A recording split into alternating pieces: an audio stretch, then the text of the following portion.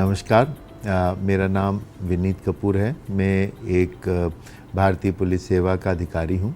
वर्तमान में मध्य प्रदेश में डीआईजी कम्युनिटी पुलिसिंग के पद पर कार्यरत हूँ और वर्तमान में मैं national resource person in police training and training reforms पर भी राष्ट्रीय स्तर पर जो bureau of police research and development है उसमें नेशनल रिसोर्स पर्सन हूँ। आज इसी संदर्भ में हम लोग पीड़ित केंद्रित न्याय और पुलिस सेवा विषय पर चर्चा करेंगे। साथ में मैंने आज का जो विषय है उसकी पृष्ठभूमि में लिखा है कि ये सर्वाइवर केंद्रित एकीकरण रणनीति भी है, अर्थात पीड़ित को हम पीड़ित ना मानते हुए सर्वाइवर भी मानते हैं, क्योंकि वो पीड़ित तो है परंतु उसमें एजेंसी है, उसमें साहस है कि वो इस संघर्षरत रह करके एक सर्वाइवर बने और अपना जीवन यापन उस पीड़ा के उपरांत भी प्रभावी रूप से कर सके। और उसको पीड़ित से सर्वाइवर बनाने की जो पृष्ठभूमि है वो भी पीड़ित केंद्रित न्याय व्यवस्था के अंतर्गत ही फलीभूत होती है। इसलिए आज का जो विषय है वो पीड़ित केंद्रित न्याय और पुलिस सेवा है और साथ में इसे सर्वाइवर केंद्रित एकीकरण रणनीति के साथ आपके समक्ष प्रस्तुत किया जाएगा। पाठ्यक्रम की रूपरेखा। मॉड्यूल 1, पीड़ित केंद्रित दृष्टिकोण का परिचय। इस मॉड्यूल में आप न्याय प्रणाली में पीड़ित केंद्रित दृष्टिकोण के महत्व और द्वितीयक प्रताड़ना सेकेंडरी विक्टिमाइजेशन की अवधारणा को समझेंगे। मॉड्यूल 2, पीड़ित के अधिकार और मुआवजा। इस मॉड्यूल में आप पीड़ितों के 4 बुनियादी अधिकारों और प्रत्यर्पण रेस्टिट्यूशन एवं मुआवजे कॉम्पेंसेशन के बीच के अंतर को जानेंगे। मॉड्यूल 3, कानूनी ढांचा और पुलिस चेकलिस्ट। इस मॉड्यूल में आप भारतीय कानूनी प्रावधानों और पुलिस के लिए बनाई गई सेवा वितरण चेकलिस्ट सर्विस डिलीवरी चेकलिस्ट के बारे में सीखेंगे।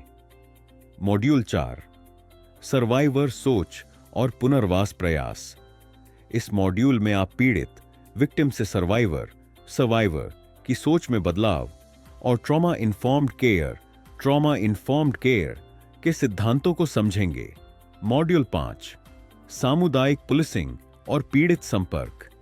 इस मॉड्यूल में आप पीड़ित केंद्रित व्यवस्था में सामुदायिक पुलिसिंग, कम्युनिटी पुलिसिंग की भूमिका और फोर्स मल्टीप्लायर सिद्धांत के बारे में जानेंगे। मॉड्यूल 6, पुनर्वास और सामुदायिक पुलिसिंग का परिचय। इस मॉड्यूल में आप मल्टी स्टेक होल्डर समन्वय, विक्टिम कॉम्पेंसेशन स्कीम और सामुदायिक पुलिसिंग के मूल सिद्धांतों के बारे में जानेंगे। मॉड्यूल 7, सामुदायिक पुलिसिंग की रणनीतियां। इस मॉड्यूल में आप पीड़ित की संवेदनशीलता और इंटरसेक्शनैलिटी के सिद्धांत को समझते हुए पुलिस की प्रॉब्लम सॉल्वर भूमिका के बारे में सीखेंगे। मॉड्यूल 8, जागरूकता और पुनर्वास के प्रयास। इस मॉड्यूल में आप विभिन्न सामाजिक मुद्दों पर जागरूकता फैलाने और पीड़ितों के पुनर्वास के लिए साझा प्रयासों के महत्व को समझेंगे। मॉड्यूल 9, सर्वाइवर केंद्रित एकीकरण रणनीति। इस मॉड्यूल में आप survivor centric approach, warm handover protocol और पुनर्स्थापनात्मक न्याय, रेस्टोरेटिव जस्टिस जैसी आधुनिक रणनीतियों के बारे में जानेंगे। चलिए अब हम पहले मॉड्यूल को विस्तार से समझते हैं।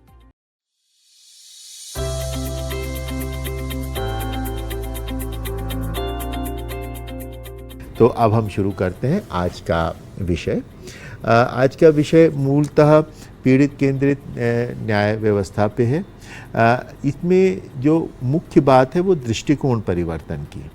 दृष्टिकोण का परिवर्तन, या जो हम बोलते हैं कि जो हमारा ओरिएंटेशन है, जो थिंकिंग है किसी भी कार्य को करने की, वो हमारे परसेप्शन पे डिपेंड करती है, हमारे दृष्टिकोण पे डिपेंड करती है कि हम किस तरह से किसी चीज़ को देखते हैं। आमतौर पर न्याय व्यवस्था के अंतर्गत 70, 80 या लगभग 90 के दशक तक बहुत कम था कि पीड़ित केंद्रित दृष्टिकोण से हम न्याय व्यवस्था को देखते रहे हैं। न्याय प्रणाली में एक बड़ा बदलाव अब आया है। पहले जो एक था कि पीड़ित जिस व्यक्ति के साथ अपराध हुआ है तो वो एक चलता फिरता सबूत है, इस हिसाब से इसको लिया जाता था। अधिकार रखने वाला प्रतिभागी है, इस हिसाब से यह नहीं लिया जाता था। परंतु अब जो पीड़ित या सर्वाइवर हम जिसे बोलते हैं वो वह व्यक्ति है जिसने अपराध की पीड़ा को या किसी भी आघात की पीड़ा को सहा है, ऐसी पीड़ा को सहा है जो कानूनी रूप से वायलेशन ऑफ लॉ के अंतर्गत आती है, जो कि एक अपराध की श्रेणी में आता है। उस आपराधिक कृत्य के कारण उसको ये पीड़ा हुई है और इसलिए वो जो है वो व्यक्ति एक सबूत की हैसियत तो रखता है, परंतु वो उस व्यक्ति के साथ न्याय हो इसीलिए संपूर्ण अपराध रजिस्टर किया जाता है और इसीलिए संपूर्ण ट्रायल होता है और जो दोषी होता है उसको दंडित भी किया जाता है। अल्टीमेटली न्याय किसके साथ होना है? न्याय उस व्यक्ति के साथ होना है जिसके ऊपर कोई गैरकानूनी कृत्य किया गया। तो इसलिए जो न्याय प्रणाली का जो दृष्टिकोण है वो पीड़ित केंद्रित होना बहुत आवश्यक है, क्योंकि अल्टीमेट टारगेट जो है वो पीड़ित केंद्रित है। परंतु दृष्टिकोण में जब हम कानूनी कार्रवाई करते हैं, इन्वेस्टिगेशन करते हैं, तो हमारा सबूतों को जुटाना और आरोपियों को जो है कोर्ट तक पहुंचाना और उसमें उसके जो ट्रायल के दौरान जो भी कार्रवाई होती उसमें हमारा ज़्यादा स्ट्रेस जो हो जाता है वो आरोपियों को की तरफ ज़्यादा झुका हो जाता है, हमारे अटेंशन स्पैन वहाँ ज़्यादा रहता है और पीड़ित को हम भूल जाते हैं कि ये पीड़ित भी जो है वो इस व्यवस्था का अंग है। पीड़ित केंद्रित व्यवस्था इसी जो गैप है इसको दूर करती है और यह बात परिपोषित करती है कि पीड़ित ही हमारा प्रमुख टारगेट है और पीड़ित को न्याय दिलाने के लिए ही हम यह अपराध की विवेचना कर रहे हैं और अन्य कार्रवाई कर रहे हैं। तो अब अगर हम परिभाषा देखें तो पीड़ित केंद्रित की परिभाषा क्या है? ऐसा दृष्टिकोण जहां पुलिस, वकील और अदालतें पीड़ित के अधिकारों, सुरक्षा और सम्मान को सबसे ऊपर मानती हों। मुख्य उद्देश्य क्या है? द्वितीय प्रताड़ना मतलब सेकेंडरी विक्टिमाइजेशन को कम करना, यानी वह मानसिक कष्ट जो सिस्टम की कमियों के कारण पीड़ित को झेलना पड़ता है उसमें कमी आए। सेकेंडरी देखिए प्राइमरी विक्टिमाइजेशन या प्रथमतः विक्टिमाइजेशन या प्रथमतः पीड़ितकरण कब हुआ? तब हुआ जब व्यक्ति को कोई आघात लगा, उसके साथ कोई कृत्य ऐसा हुआ तो वो प्राइमरी विक्टिमाइजेशन है, वो प्रथम स्तर का विक्टिमाइजेशन है। परंतु अगर बार बार उस व्यक्ति को चोट के साथ या परेशानी के साथ या अपमान के साथ जो है कोर्ट जाना पड़ता है, थानों के चक्कर काटने पड़ते हैं, वकीलों के चक्कर काटने पड़ते हैं। विक्टिमोलॉजी इन पुलिस इंटरेक्शन अ कॉन्टेक्चुअल फ्लो। अगर अब हम इसको एक और डायग्राम से समझने की कोशिश करेंगे, navigating in justice system with survivor centric approach. अब हम जस्टिस सिस्टम में एंटर कैसे होते हैं? कोई इंसिडेंट हुआ तो वो स्टार्ट पॉइंट है, इंसिडेंट को फिर पुलिस, इंसिडेंट के बाद पुलिस से कांटेक्ट किया गया, ये भी स्टार्टिंग पॉइंट है। इसके बाद क्या होता है? पुलिस रिस्पांस देती है, ये आप देखेंगे थर्ड ब्लॉक में दिख रहा है, पुलिस रिस्पांस देती है और विक्टिम के एक्सपीरियंस को सुनती है। जब वो एक्सपीरियंस को सुनती है तो फिर पुलिस का जो इनिशियल रिस्पांस होता है, फिर उसका एक आउटकम निकलता है और फिर एक ओवरऑल गोल सेट होता है कि वो सर्वाइवर की रिकवरी के लिए केंद्रित होता है। अब इसमें ट्रेडिशनल अप्रोच में focus is on crime and not the dignity of the individual affected by crime. No support victimization risk है, ये सारी चीज़ें हैं। और उधर जैसे मैंने पहले बताया सेफ्टी और सपोर्ट पहले होना चाहिए विक्टिम सेंट्रिक अप्रोच में। Private respectful interview on FIR rights, अगर उनके बयान भी लेने हैं तो उनको बहुत ही रिस्पेक्टफुल अंदाज से और प्राइवेट अंदाज से लेना चाहिए। नेगेटिव आउटकम्स को कम करना चाहिए और ट्रस्ट को बढ़ाना चाहिए। तो ये कुल मिला करके इस फ्लो डायग्राम की व्यवस्था है। इस मॉड्यूल में हमने जाना कि पीड़ित केंद्रित न्याय पीड़ित को केवल एक सबूत न मानकर न्याय प्रणाली के केंद्र में रखता है और उसके अधिकारों को प्राथमिकता देता है। चलिए अब बढ़ते हैं अगले मॉड्यूल की ओर।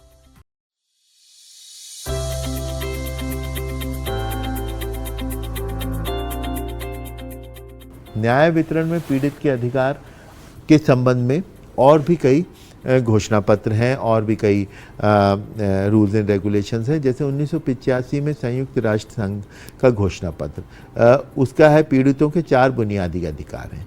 तो ये एक बेसिक नॉर्मेटिव डिज़ाइन है, या मतलब एक नीति निर्धारक तत्व हैं जो हमारे विक्टिम जस्टिस की थ्योरी को और परिपोषित करते हैं। और चूंकि ये संयुक्त राष्ट्र संघ ने 1985 में निकाले थे, तो सभी देशों के लिए एक तरह से ये मैंडेटरी हो जाता है कि वो इनका पालन करें, और विश्व स्तर पर इसे एक मान्य निर्देश माना जाता है। तो ये इन 4 मान्य निर्देश क्या है? न्याय तक पहुंच, अपनी बात कहने और केस की प्रगति जानने का अधिकार। तो न्याय तक पहुंच या न्याय तक सुलभता या एक्सेस टू जस्टिस, इसमें यह है कि हर व्यक्ति को अपनी बात कहने का अधिकार है और उसकी प्रगति को जानने का भी, अपने अगर कोई अपराध रजिस्टर करता है वो, तो उसकी प्रगति जानने का अधिकार भी उसको है। प्रत्यर्पण, रेस्टिट्यूशन, अपराधी से हर्जाना प्राप्त करना चाहिए। तो अब हर्जाना किसको देना पड़ेगा? अपराधी को देना पड़ेगा। मुआवजा, यदि अपराधी भुगतान ना कर सके तो सरकार को वित्तीय सहायता प्रदान करना चाहिए। एक वेलफेयर स्टेट का क्या सिद्धांत होता है? एक वेलफेयर स्टेट का ये सिद्धांत होता है कि किसी भी तरह के पीड़ित व्यक्ति को, किसी भी या व्याधिग्रस्त व्यक्ति को सहायता प्राप्त हो। और लास्ट है सहायता, शारीरिक, मानसिक और सामाजिक सहयोग प्रदान करना, कि इसके अलावा शारीरिक, मानसिक और सामाजिक सहयोग भी प्रदान करना अत्यधिक आवश्यक है। अब इसका अगर हम फ्लो डायग्राम देखेंगे तो जो ये है कि किस तरह से विक्टिम कॉम्पनसेशन और एक्सेस टू जस्टिस को हम फलीभूत कर पाएंगे। ये आपके सामने एक फ्लो डायग्राम है। इसको अगर आप देखेंगे तो आप देखेंगे ऊपर लिखा हुआ है कॉम्पनसेटिव फॉर कॉम्पनसेशन, मतलब कॉम्पनसेशन देना, किस तरह से हम उसको मुआवजा दिया जा सकता है। स्टार्ट कब होगा? लीगल रिकोर्स फॉर कॉम्पनसेशन, कोई ऐसा कानूनी प्रावधान जिसके अंतर्गत कॉम्पनसेशन दिया जा सकता हो। नंबर 2, पाथवेज, उसके लिए क्या रास्ते हैं, उसके लिए क्या कानूनी प्रयोजन है।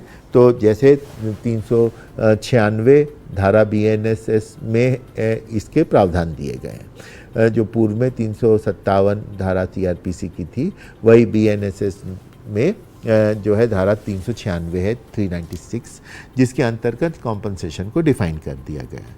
स्पेशलाइज्ड स्टेचर्स पर ऐसा ही नहीं है कि खाली इसमें है। अब जैसे पॉक्सो एक्ट में भी कॉम्पनसेशन का है। पॉक्सो जो चाइल्ड बच्चों के यौन शोषण से जुड़ा हुआ मामला वो है कानून है, उसमें अलग से कॉम्पनसेशन का है। एट्रोसिटी एक्ट जो है, SC/ST एट्रोसिटी एक्ट, उसमें कानूनी प्रावधान है कि विक्टिम को ये प्रदान किया जाए। इसमें जो दूसरा पाथवे वो हम देखते हैं कि CRPC की धारा 357A से जुड़ा हुआ है, जो कि फाइन्स इम्पोज करता है कि उसमें हम किसी व्यक्ति से फाइन ले सकते हैं।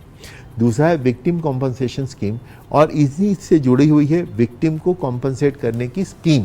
तो मध्य प्रदेश सरकार ने और कई सरकारों ने विक्टिम कॉम्पनसेशन स्कीम भारत सरकार ने भी बना रखी है। Digital funded rehabilitation time relief, अब इसके अलावा और क्या चीज़ें, उनका रिहेबिलिटेशन, उनको सहयोग, सत्कार उनका होना चाहिए।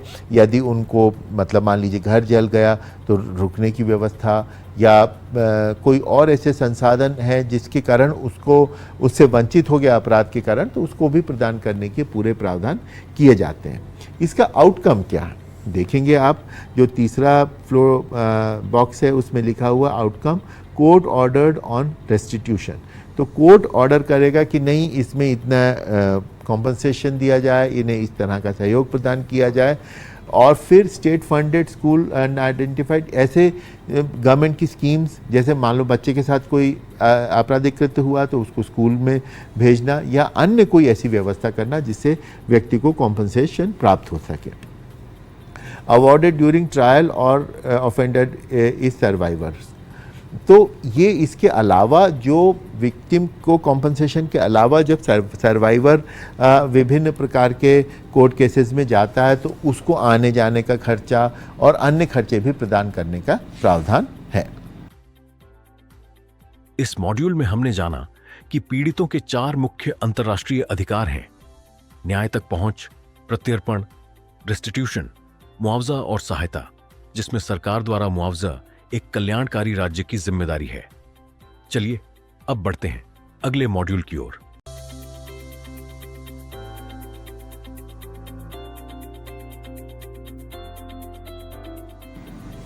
कानूनी ढांचा क्या है। अब हम देखेंगे कि देखिए, विक्टिम सेंट्रिक अप्रोच खाली ऐसी नहीं है कि ये मैंडेटरी अप्रोच नहीं है या ये एक इंडिकेटिव है कि हाँ ऐसा भी करना चाहिए, एक आदर्श कार्यप्रणाली नहीं। ये आदर्श होते हुए ये कानूनी रूप से संबद्ध कार्यप्रणाली है, कानूनी रूप से आपको अकाउंटेबल बनाती है, कानूनी रूप से ये आपको उत्तरदायी बनाती है कि आपको ये कार्रवाई करनी है। तो उत्तरदायित्व कहाँ पे से निर्धारित हो रहा है?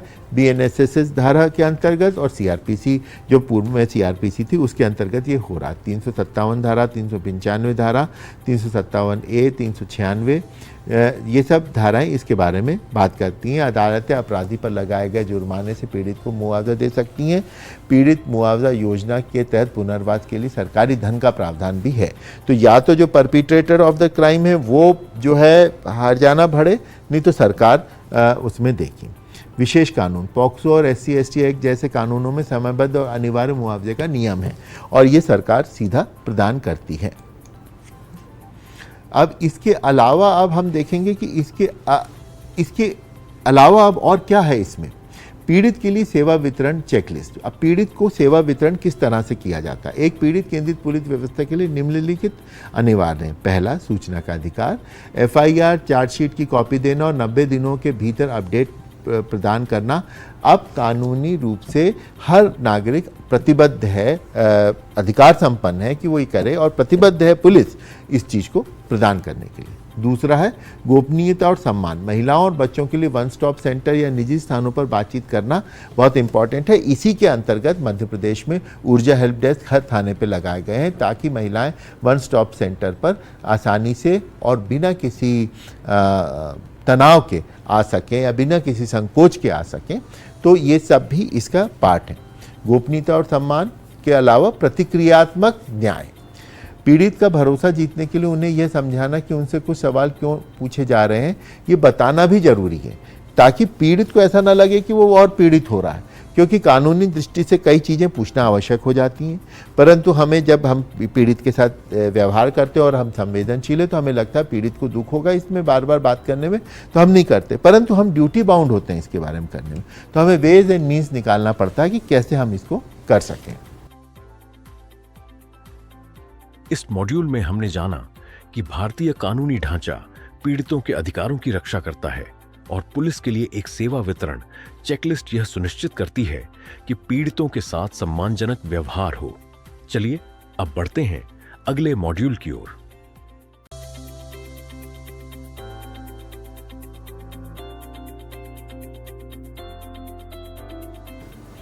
अब इसके बाद अगर हम दूसरी अप्रोच देखें तो वो है सर्वाइवर अप्रोच। अब सर्वाइवर अप्रोच क्या है? ये बड़ा इंटरेस्टिंग चीज है।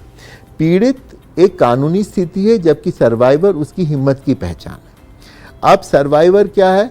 वो व्यक्ति जिसने सर्वाइव किया हो, जिसने जीवटता दिखाई हो, जो जीवट है, जो अपने विक्टिम हुड से, अपने पीड़ित होने की अवस्था से अपने आप को निकाल करके संघर्षरत है कि वो अपने सम्मान को वापस प्राप्त करे। तो ऐसे में हम हर पीड़ित को सर्वाइवर मानते हैं और मानना चाहिए, क्योंकि हम सरकार की तरफ से अगर हम क्रिमिनल जस्टिस एजेंसी के अधिकारी कर्मचारी हैं, चाहे पुलिस में हैं, चाहे प्रोसिक्यूशन में हैं, चाहे जुडिशरी में भी हैं, तो हमें ये मानना पड़ेगा और ये हमें आंतरिक रूप से स्वीकार करना पड़ेगा कि जो विक्टिम है, अगर वो विक्टिम ही बना रहेगा तो फिर सरकार के तंत्र का और इतने बड़े वेलफेयर स्टेट का क्या मतलब है? मतलब तो तभी है जब हर व्यक्ति, हर पीड़ित व्यक्ति अपना संबल समझ सके। तो यहाँ पे यही बात की जा रही है कि संबल जो है उसका खुद का है, सेल्फ कॉन्फिडेंस उसका खुद का है। और वो कैसे आता है? क्योंकि पूरा का पूरा सिस्टम उसको सर्वाइवर बनाने में तुली हुई है। विकल्प और पसंद। पीड़ित को आदेश देने के बजाय उन्हें विकल्प दें। जैसे क्या आप बयान देने से पहले काउंसलर से बात करना चाहेंगे? तो आपको खाली लीडिंग क्वेश्चन नहीं करना है, बल्कि सर्वाइवर के सम्मान को भी एक्सेप्ट करना है। ट्रॉमा इन्फॉर्म्ड केयर, ये समझना कि पीड़ित का अजीब या असंगत व्यवहार उसके सदमे के कारण हो सकता है, ना कि झूठ बोलने के कारण। तो ये भी बहुत ज़रूरी है कि उसको समय भी नहीं होना चाहिए और वो जो है अपनी बात ठीक से कह पा रहा हो। पुनर्वास के लिए साझा प्रयास। अब पुनर्वास के लिए कई साझा प्रयास किए जाते हैं। पुनर्वास का एक जटिल प्रक्रिया है जिसमें समाज के कई अंगों की भागीदारी ज़रूरी है। चिकित्सा और मानसिक स्वास्थ्य अस्पतालों के साथ मिलकर फॉरेंसिक जांच और काउंसलिंग प्रदान करना। गैर सरकारी संगठन, ये संगठन सुरक्षित घर और व्यावसायिक प्रशिक्षण प्रदान करते हैं। वन स्टॉप सेंटर जैसे भारत में सखी केंद्र है, यहाँ तक एक ही छत के नीचे चिकित्सा, कानूनी और मनोवैज्ञानिक सहायता मिलती है। तो ये वन स्टॉप क्राइसिस सेंटर्स हैं। One stop crisis centre actually बहुत अच्छा उदाहरण है विक्टिम सेंट्रिक अप्रोच का। उसी तरह से जैसे SJPUs है, special juvenile police unit, JJ act के अंतर्गत बनाए गए, वो भी ऐसे सर्वाइवर बच्चों के लिए बहुत अच्छे साधन है जहाँ पे उन्हें सब सहयोग सरकार की तरफ से प्राप्त होता है। वन स्टॉप क्राइसिस सेंटर जो है वो भी इसको बहुत अच्छे से परिपोषित करता है कि किस तरह से पीड़ित महिलाएं जो है इस का लाभ ले सकती हैं और उनको 1-2 रात ठहराने की जिम्मेदारी, खाना खिलाने की जिम्मेदारी, उनको कानूनी सहायता प्रदान करने के लिए, लीगल एड प्रदान करने के लिए जिम्मेदारी, ये सारी की सारी जिम्मेदारियां निभाई जाती हैं ताकि पीड़ित जो है अपने आप को अकेला ना महसूस करे। इस मॉड्यूल में हमने जाना कि पीड़ित से सर्वाइवर की सोच में बदलाव व्यक्ति की हिम्मत को दर्शाता है और ट्रॉमा इन्फॉर्म्ड केयर पुनर्वास के लिए जरूरी है। चलिए अब बढ़ते हैं अगले मॉड्यूल की ओर।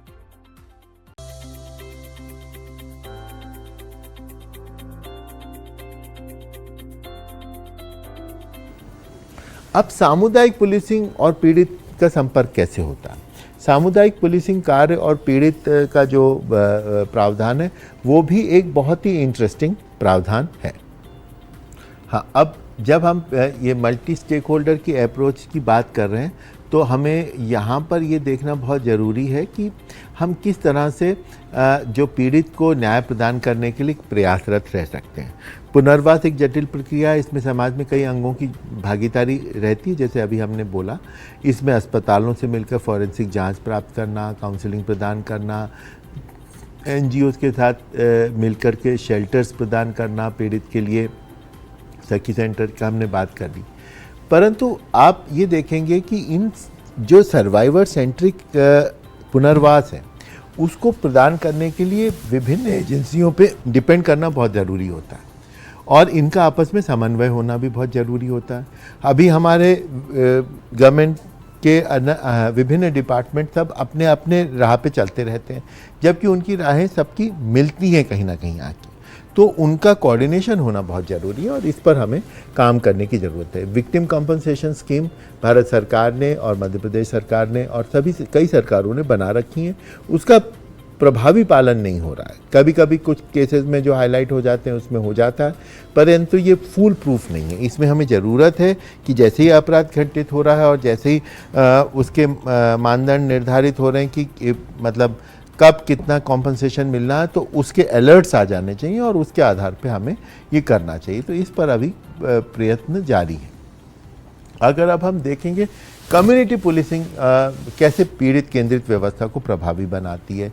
सामुदायिक पुलिसिंग में बहुत सारे ऐसे प्रयोजन हैं जो एक्सेस टू जस्टिस प्रदान करते हैं। अगर कोई पीड़ित है और वो अपनी रिपोर्ट नहीं लिख पा रहा तो पुलिस के साथ उसका समन्वय लगातार बना रहता है और पुलिस के समन्वय के साथ साथ वो पुलिस से बातचीत करने में झिझकता नहीं है, अपनी बात कहने में सक्षम महसूस करता और उसकी इस सक्षमता के कारण ही वो जो है अपने आप को अकेला नहीं महसूस करता और इस अकेलेपन के ना होने के कारण वो एक प्रभावी व्यवस्था को लागू कर पाता है।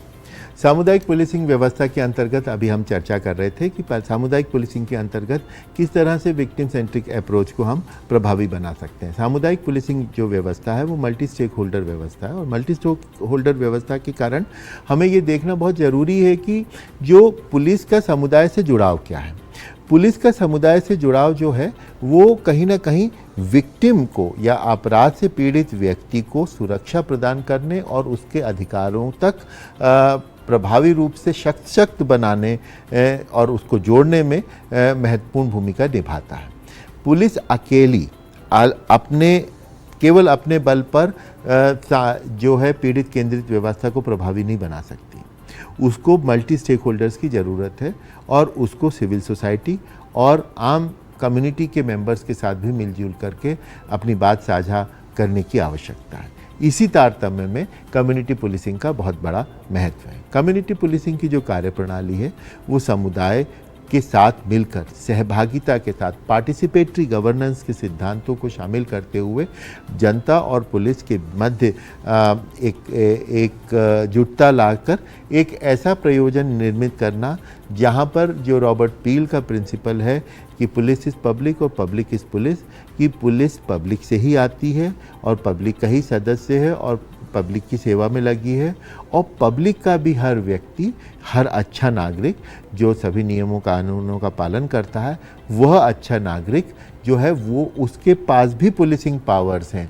वो भी अपने समाज में होने वाली अव्यवस्था को, अपने समाज में होने वाली दुराचार को दूर करने के लिए, अन्याय को दूर करने के लिए स्वयं एक्शन ले सकता है या पुलिस के साथ मिल करके एक्शन लेता है और पुलिस का भरपूर सहयोग देता है।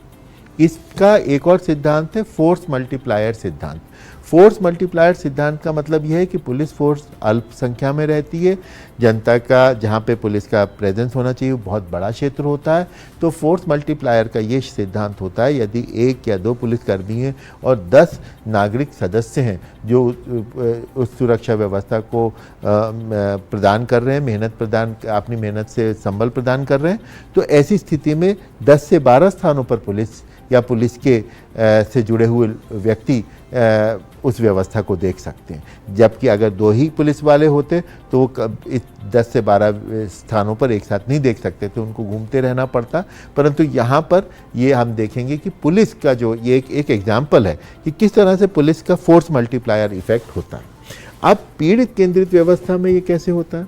पीड़ित केंद्रित व्यवस्था में सबसे ज़्यादा महत्वपूर्ण ये है कि पीड़ित है कौन।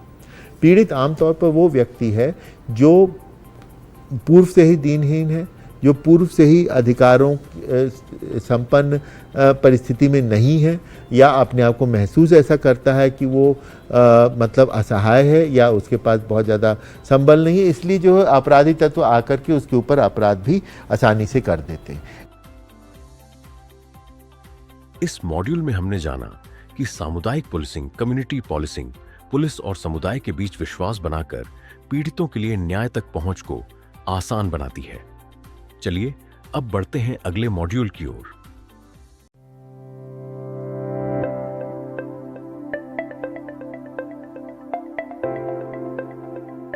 हाँ, अब जब हम ये मल्टी स्टेक होल्डर की अप्रोच की बात कर रहे हैं तो हमें यहाँ पर ये देखना बहुत ज़रूरी है कि हम किस तरह से जो पीड़ित को न्याय प्रदान करने के लिए प्रयासरत रह सकते हैं। पुनर्वास एक जटिल प्रक्रिया है, इसमें समाज में कई अंगों की भागीदारी रहती है, जैसे अभी हमने बोला।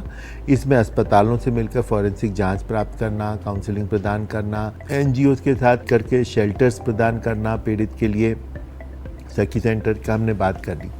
परंतु आप ये देखेंगे कि इन जो सर्वाइवर सेंट्रिक पुनर्वास है उसको प्रदान करने के लिए विभिन्न एजेंसियों पे डिपेंड करना बहुत ज़रूरी होता है और इनका आपस में समन्वय होना भी बहुत ज़रूरी होता है।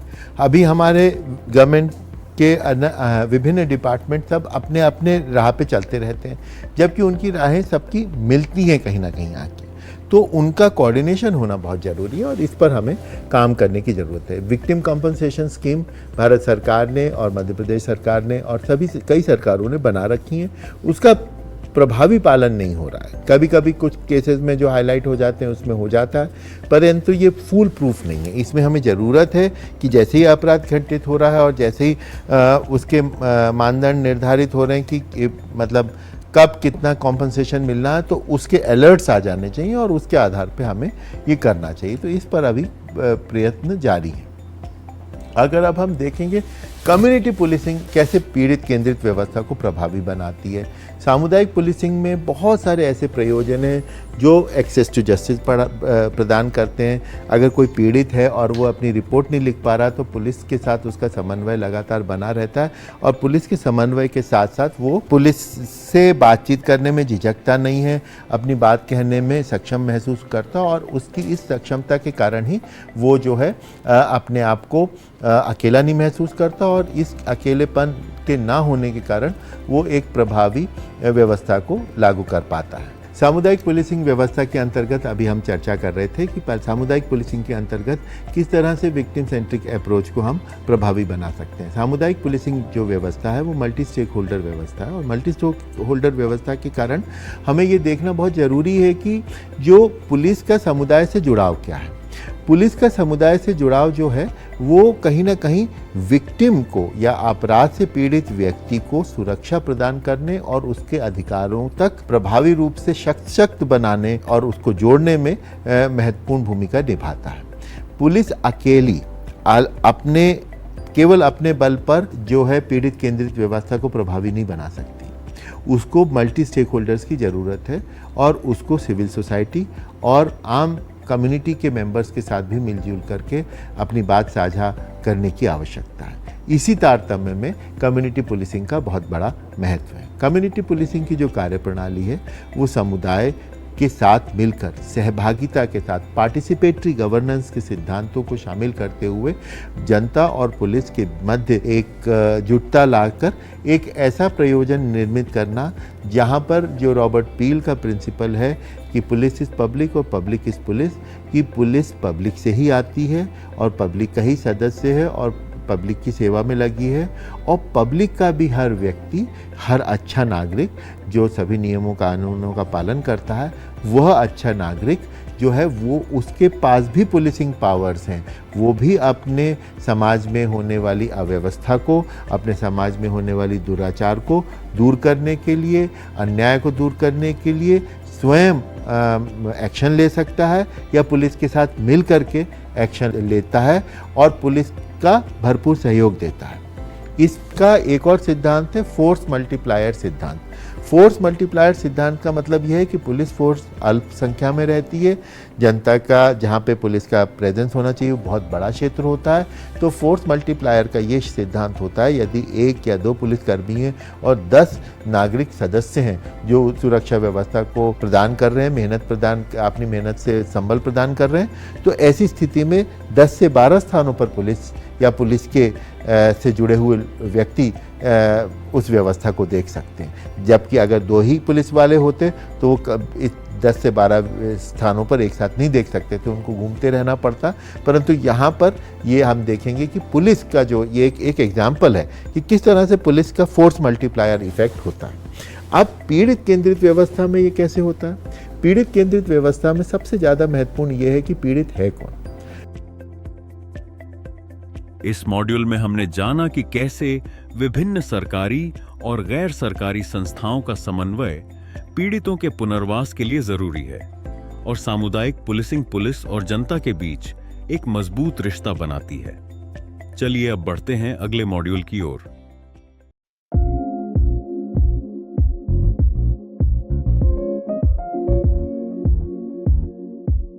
पीड़ित आमतौर पर वो व्यक्ति है जो पूर्व से ही दीनहीन है, जो पूर्व से ही अधिकारों संपन्न परिस्थिति में नहीं है या अपने आप को महसूस ऐसा करता है कि वो मतलब असहाय है या उसके पास बहुत ज़्यादा संबल नहीं है, इसलिए जो अपराधी तत्व आकर के उसके ऊपर अपराध भी आसानी से कर देते हैं। ऐसी स्थिति में उस व्यक्ति को जो निरीह है, जिसे अंग्रेजी के सिद्धांत है इंटरसेक्शनैलिटी, जिसमें वो विभिन्न प्रकार के सामाजिक दबावों और आर्थिक दबावों के कारण अपने आप को दबा हुआ मानता है या अपने आप में कॉन्फिडेंस नहीं ला पाता, ऐसी परिस्थिति में उसकी वल्नरेबिलिटी या उसका जो कमज़ोरीपना है वो इतना बढ़ जाता है कि उसके ऊपर अपराध करना आसान हो जाता है। कम्युनिटी पुलिसिंग का सिद्धांत जो है वो कम्युनिटी में ऐसी सुरक्षा व्यवस्था लागू करने के लिए प्रेरित करता है जहां पर कि हम सभी लोग मिलके पुलिस और पब्लिक और एनजीओज और समुदाय के महत्वपूर्ण सदस्य सब लोग मिल करके ऐसा वातावरण बनाए कि हर नागरिक, चाहे वो गरीब हो, चाहे अमीर हो, चाहे कमज़ोर वर्ग से हो, चाहे नहीं हो, वो अपने आप को सशक्त महसूस करे और कम से कम इन जो पुलिस या पुलिस से जुड़ी हुई सामुदायिक पुलिस वॉलंटियर से संपर्क में रहे। जब भी उसके साथ कोई परिस्थिति होती तो उसमें इतना साहस हो, इतना मन में धैर्य रहे कि हाँ, उसके साथ कभी कोई सपोर्ट करने के लिए उपस्थित हो जाएगा। ऐसी स्थिति में एक्सेस टू जस्टिस का जो सिद्धांत पहले बात की गई थी, एक्सेस टू जस्टिस बढ़ता है, विक्टिम को जो है सपोर्ट मिलता है और विक्टिम को वो सपोर्ट उसके अपराध ना होने की, उसके ऊपर अपराध ना होने की परिस्थिति को प्रभावी बनाता है। तो ऐसी स्थिति में सबसे ज़्यादा ज़रूरी है कि जो पुलिस है वो प्रॉब्लम सॉल्वर के रूप में, समस्या सुलझाने के रूप वाले संस्था के रूप में काम करती है और इसमें समुदाय के सदस्य समस्या सुलझाने में मदद करते हैं। इसके साथ साथ कई राज्यों में पुलिस मित्र योजना है। मध्य प्रदेश में जो है पुलिस नगर एवं ग्राम रक्षा समितियां हैं, कई जगह पुलिस मित्र योजना है, कई जगह इसे फ्रेंड्स ऑफ पुलिस कहा जाता है, कहीं अलग अलग नामों से अलग अलग प्रदेशों में कहा जाता है। पर कहीं ना कहीं कुछ वॉलंटियर्स का बनाए जाने के प्रावधान हैं। कई स्टेट्स में नहीं भी हैं पर कई स्टेट्स में हैं। ये वाले जो मतलब एक तरह से पुलिस के सहयोगी व्यक्ति हैं, ये मिलजुल करके एक भरोसा निर्मित करने में बहुत मदद करते हैं और ये भरोसा जो निर्मित होता है ये कहीं ना कहीं विक्टिम्स को बहुत सपोर्ट देता है। बीट पुलिसिंग और संवेदनशील मैपिंग, इन घरों या मोहल्लों की पहचान करना और जोखिम जहां अधिक है उसको देखना और जहां जोखिम अधिक है वहां पर पुलिस का डिप्लॉयमेंट भी बढ़ाना। डिजिटल आउटरीच के अंतर्गत मध्य प्रदेश में हम देख रहे हैं कि विभिन्न एसपीज अपने अपने जिलों में सीरीज़ ऑफ व्हाट्सएप ग्रुप्स बनाते हैं और सीरीज़ ऑफ व्हाट्सएप ग्रुप से जो है इंफॉर्मेशन गैदरिंग आसान हो जाती है, जनता अपनी बात कह पाती है और उसका जो रिस्पांस होता है वो भी हमें समझ आ जाता है। डिजिटल आउटरीच के माध्यम से हम डिजिटल माध्यमों को उपयोग करते हैं। जन जागरूकता अभियान भी इसमें चलाए जाते हैं ताकि जनता को ये एहसास हो सके कि हमारे जो जैसे नुक्कड़ नाटक करना, टाउन हॉल करना या विभिन्न प्रकार के जनसंवाद करना, इससे भी जो है हमारे नागरिकों को ये महसूस होता है कि पुलिस क्रियाशील है। तो जो प्रथम वल्नरेबिलिटी है पीड़ित होने की, वो यही है कि अपराध हो रहा है। अब अपराध निर्बाध गति से ना हो, इसलिए अगर जनता जागरूक है वहाँ पे और पुलिस का जुड़ाव जनता से, तो उसको तुरंत सूचनाएं भी प्राप्त होंगी और जनता भी अपने आप को सक्षम महसूस करेगी कि वो अपने क्षेत्र में ऐसी बातें ना होने दे और पुलिस भी त्वरित उसका रिएक्शन कर सके। इसके अलावा जो हम देखेंगे कि जन जागरूकता अभियान, जनसंवाद, ये सब भी इसमें बहुत प्रभावी सिद्ध हुए हैं। अगर अब हम विक्टिमोलॉजी के जो इस सिद्धांत है, इसको अगर हम प्रोएक्टिव पुलिसिंग के अप्रोच के साथ देखें और देखें कि कम्युनिटी पुलिसिंग किस तरह से इससे जुड़ी हुई है, तो हम देखेंगे विक्टिमोलॉजी जो है वो की कंसर्न है। अंडर रिपोर्टिंग ऑफ क्राइम होता है। अंडर रिपोर्टिंग ऑफ क्राइम क्यों होता है? क्योंकि लोगों के पास पुलिस तक जाने के कोई सीधे साधन नहीं है या पुलिस के प्रति प्रिजुडाइज है, पुलिस के प्रति पूर्वाग्रह है कि हम वहाँ जाएंगे तो पता नहीं क्या होगा, हमारी सुनवाई होगी कि नहीं होगी।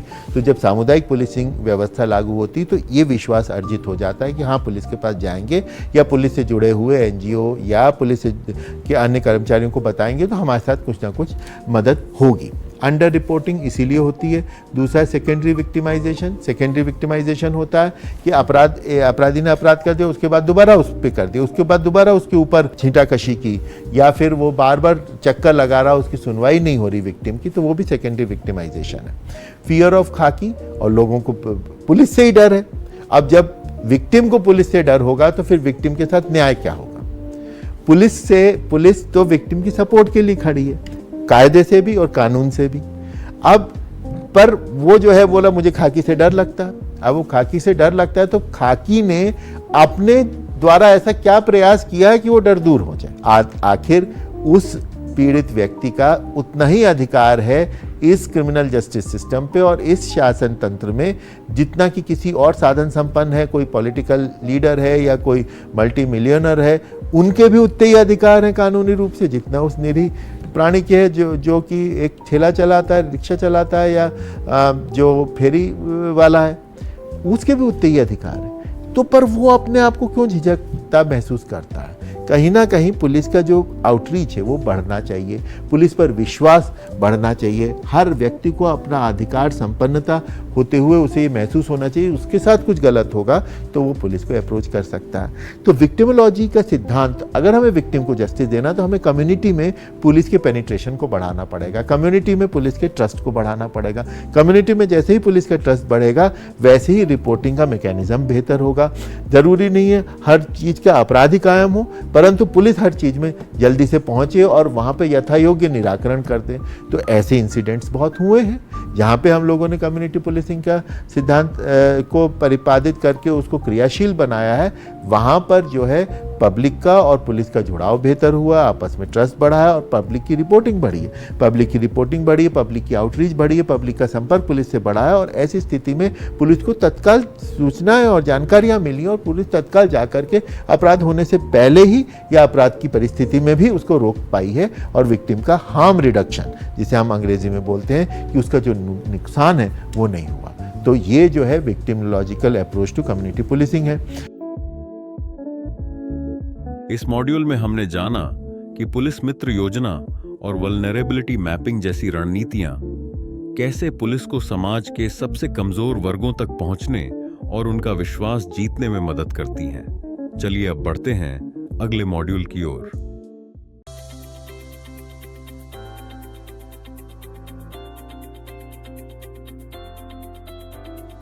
Lack of awareness of rights and add.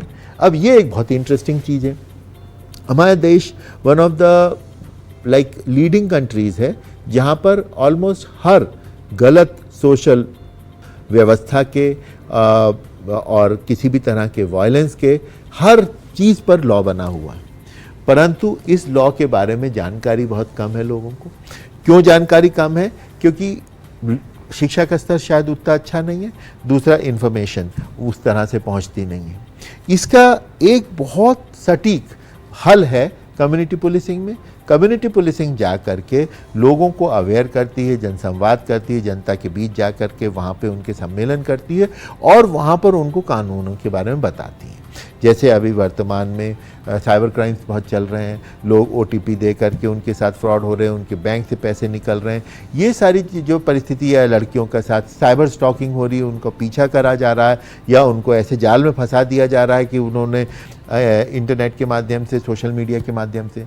तो जब ये सब चीज़ें हो रही हैं तो फिर अगर आपको ये जो साइबर क्राइम के बारे में मालूम होगा तो आप प्रिकॉशन ले पाओगे। उसी तरह से अगर माँ बाप को ये मालूम है ग्रामीण क्षेत्र में कि लड़की का विवाह 18 साल की उम्र से के पहले कर दिया तो ये बाल विवाह होगा, हम जेल जा सकते हैं, तो वो ये कृत्य नहीं करेंगे। तो और अगर उनको कोई मदद लेनी तो वो पुलिस से लेंगे, जैसे साइबर क्राइम में ले रहे हैं। तो ऐसी स्थिति में अवेयरनेस जनरेशन करना बहुत ज़रूरी है। अवेयरनेस जनरेशन, जैसे आप मान लीजिए नशे करने वाले लोग ये मानते हैं कई लोग कि अरे वो थोड़ा सा हमने नशा की एक पुड़िया ले ली तो इसमें अपराध नहीं बनेगा। ये भ्रांति दूर करनी पड़ेगी कि भाई इसमें भी अपराध बन सकता है, ये क्या क्या परिस्थितियां जिसमें बनता है और आपके ऊपर क्या क्या लायबिलिटी आ सकती है, आपका कितना बड़ा नुकसान हो सकता है आपका, आपके परिवार का। इस तरह से लोगों को मालूम हो और लोगों को ये भी मालूम हो कि चलिए वो तो भद्र नागरिक हैं, परंतु अड़ोस पड़ोस में कोई व्यक्ति ऐसा कर रहा है तो उसके बारे में वो जान सकें और उसके बारे में जानने के बाद वो यथा समय पुलिस को सूचित भी कर सकें। तो इसलिए ये सारे के सारे अप्रोचेस इसमें हैं। पुलिस मित्र, अब जैसे इसके अंतर्गत पुलिस की मित्र की योजना है, वल्नरेबिलिटी मैपिंग है, कौन सा क्षेत्र कितना वल्नरेबल है, वहाँ पे कितनी समस्या है। जैसे अभी मध्य प्रदेश में हम लोगों ने एक प्रारंभ किया सृजन अभियान। सृजन अभियान में हम लोगों ने ये पहले देखा कि किन किन बस्तियों से बालिकाएं ज़्यादा घर से भाग रही हैं या उनका अगवा कर लिया गया है या बालिका या बालक हिंसा अधिक हो रही है, बच्चों पे पॉक्सो अपराध ज़्यादा हो रहे हैं। ऐसी बस्तियों का चयन, या महिलाओं के साथ डोमेस्टिक वायलेंस बहुत बड़ी मात्रा में, ऐसी बस्तियों का चयन कर वहाँ पर कम्युनिटी अवेयरनेस के लिए, बच्चों की अवेयरनेस और उनके पेरेंट्स की अवेयरनेस के लिए कैंप्स लगाए जाने लगे। और उनके कैंप्स को लगाने के बाद फिर उसको देखा तो वहाँ पे काफ़ी सुधार आया। तो एक तरह से पुलिस का जब पेनिट्रेशन होता है और विभिन्न प्रकार से पुलिस मित्र बनते हैं तो उससे भी समाज में वायलेंस रिडक्शन और विक्टिम की परिस्थिति है वो बेहतर होती है।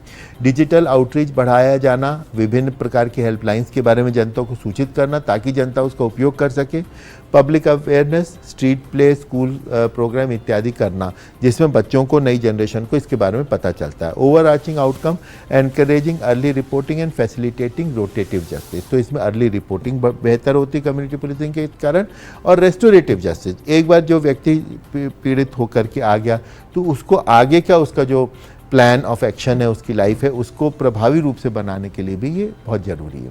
तो इस तरह से अगर हम देखेंगे तो विक्टिमोलॉजी और कम्युनिटी पुलिसिंग का सीधा संबंध है और ये एक प्रोएक्टिव अप्रोच है। यदि हम प्रोएक्टिवली, मतलब हम खुद आगे बढ़ के अगर सामुदायिक पुलिसिंग करते हैं तो हम कहीं ना कहीं विक्टिम ओरिएंटेड पुलिसिंग भी साथ में कर रहे हैं। इस पर हमें ध्यान देने की ज़रूरत है।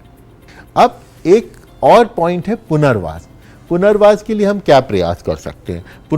पुनर्वास एक जटिल प्रक्रिया है जिसमें समाज के कई अंगों की भागीदारी जरूरी है। चिकित्सा और मानसिक स्वास्थ्य अस्पतालों के साथ मिलकर फॉरेंसिक जांच और काउंसलिंग प्रदान करना, गैर सरकारी संस्थाओं के साथ सुरक्षा, घर और व्यावसायिक प्रशिक्षण प्रदान करना, वन स्टॉप सेंटर जैसे भारत में सखी सेंटर जहां एक ही छत के नीचे चिकित्सा, कानूनी और मनोवैज्ञानिक सहायता मिलती है, उसे प्रभावी बनाना।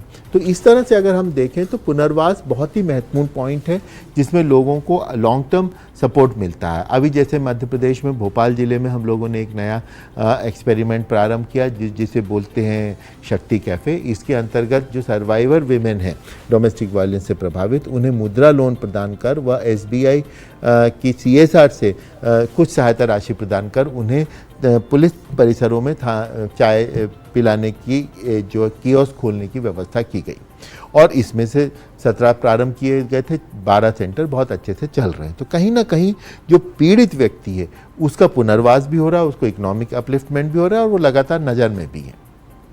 इसी तरह से अन्य वेबसाइट्स और हेल्पलाइंस के माध्यम से भी हम जो है पुनर्वास के लिए साझा प्रयास कर सकते हैं।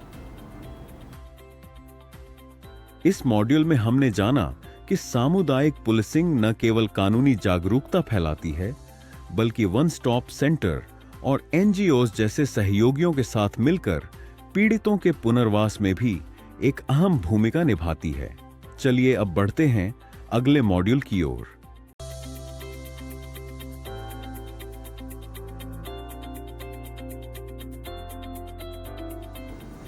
अब हम देखेंगे लास्ट में सर्वाइवर सेंट्रिक अप्रोच में हम क्या कर सकते हैं। सर्वाइवर सेंट्रिक अप्रोच में हम पुलिस के साथ मिलकर के पब्लिक में एक नया अवेयरनेस जारी कर सकते हैं और उन्हें इस चीज़ के बारे में बता सकते हैं कि कैसे जो है सर्वाइवर होना एक तरह से शासन तंत्र पे, पुलिस तंत्र पे, सब पे विश्वास की निशानी है, क्योंकि वो व्यक्ति संघर्षशील है और उसे मालूम है कि उसके सपोर्ट में लोग खड़े हैं, इसलिए वो सरवाइव कर रहा है इस परिस्थिति को। इसमें अगर हम देखें फ्रॉम कंप्लायंस टू एजेंसी, अपना मतलब ये जो एजेंसीज़ हैं ये खाली ऐसा नहीं कि हाँ चलो ये आदेश मिला इसका पालन कर दिया, पालन करने के साथ साथ भी वो एक जुड़ाव विकसित करते हैं।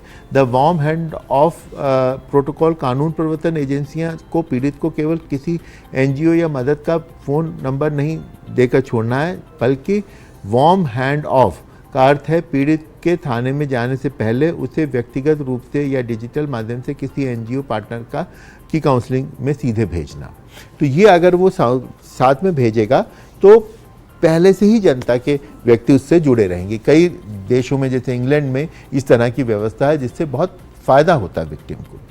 पुनर्स्थापनात्मक न्याय मंडल, रिस्टोरेटिव जस्टिस, जहाँ सुरक्षित और उचित हो वहाँ समुदाय के नेतृत्व में मध्यस्थता को अपनाना, जिससे सर्वाइवर को अपराधी के सामने अपनी बात रखने और अपराध के प्रभाव को बताने का मौका मिलता है, जिसका ध्यान केवल सजा पर नहीं बल्कि घावों के भरने पर होता है। तो ये ज़्यादा रिस्टोरेटिव जस्टिस के लिए सामुदायिक पुलिसिंग प्रणाली भी एक संबल प्रदान कर सकती है। सर्वाइवर सेंट्रिक इंस्टोग्राम, अगर अब हम देखें कि ये पूरा का पूरा जो इंटीग्रेटिंग वो है फैसिलिटी वो कैसी होगी, ये आप देखेंगे, ये जो डायग्राम अभी आपको दिख रहा है, इसमें अगर आप देखेंगे तो सबसे पहला लिखा हुआ the flow outline a strategic road map for internal external system reform to embrace victim centricity, emphasize training, infrastructure and legal integration.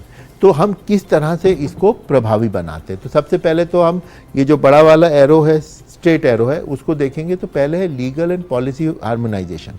हमारे पास लीगल मैंडेट है और पॉलिसी का भी मैंडेट है, उसको हार्मोनाइज करना। BNSS, BPSS are codifying victim right, और victim rights क्या है वो कोडिफाइड है इनमें नए कानूनों में, उसको पालन करना। अब बाएं तरफ देखेंगे internal security system, sensitize and training, dedicated victim liaison unit, infrastructure, one stop centres. तो वन स्टॉप सेंटर्स को बढ़ाना, डेडिकेटेड विक्टिम लाइजन सेंटर बढ़ाना और सेंसिटाइजेशन ट्रेनिंग को भी प्रदान करना। एक्सटर्नल स्टेक होल्डर्स क्या है? एक्सटर्नल स्टेक होल्डर्स हैं NGO और support services, medical and mental health services and community and CSR initiatives, ये इसमें लिए जाते हैं। Outcome restorative justice and empowered survivor, तो इसमें रिस्टोरेटिव जस्टिस के साथ एम्पावर्ड सर्वाइवर है। इस मॉड्यूल में हमने जाना कि वार्म हैंडओन ऑफ प्रोटोकॉल और पुनर्स्थापनात्मक न्याय, रेस्टोरेटिव जस्टिस जैसी सर्वाइवर केंद्रित रणनीतियां कैसे पीड़ितों को न्याय और सहायता दिलाने की प्रक्रिया को मानवीय और प्रभावी बनाती है। चलिए अब बढ़ते हैं निष्कर्ष की ओर।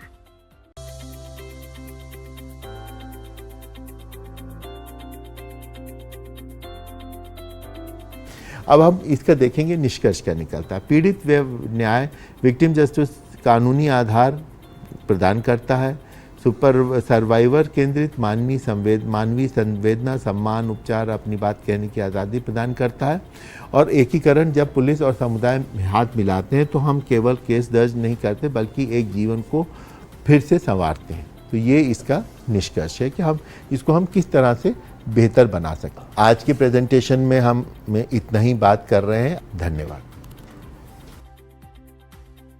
इस पूरे कोर्स का सार इन मुख्य बिंदुओं में समझा जा सकता है।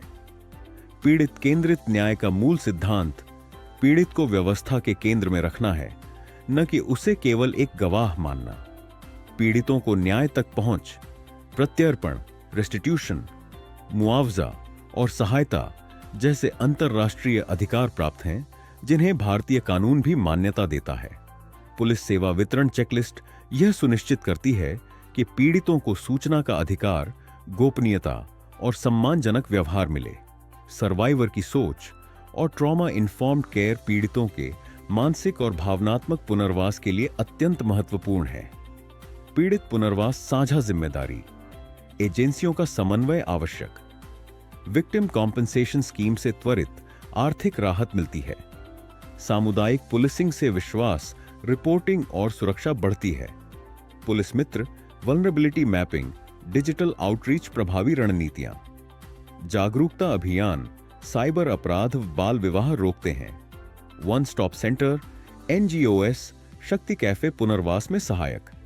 वार्म हैंड ऑफ से सम्मानजनक व निरंतर सहायता सुनिश्चित होती है। रेस्टोरेटिव जस्टिस दंड के साथ उपचार व सुधार पर बल देता है।